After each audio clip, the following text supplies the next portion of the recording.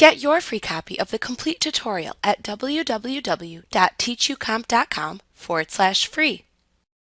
When you create a new blank presentation in PowerPoint, one default slide that contains a title slide layout appears.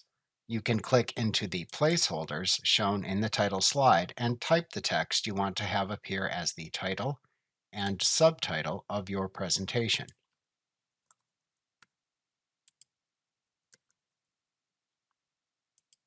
To add another slide to your presentation, you must then insert a new slide and determine which placeholders appear in the slide.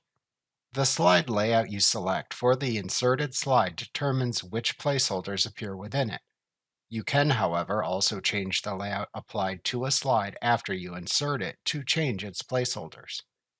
To insert a new slide with a title and content slide layout in PowerPoint, click the New Slide button in the Slides button group on the Home tab of the ribbon.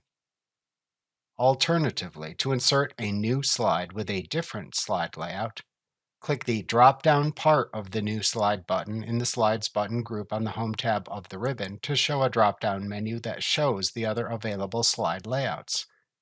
Click the name of the desired slide layout in the drop-down menu to insert a new slide with the selected layout.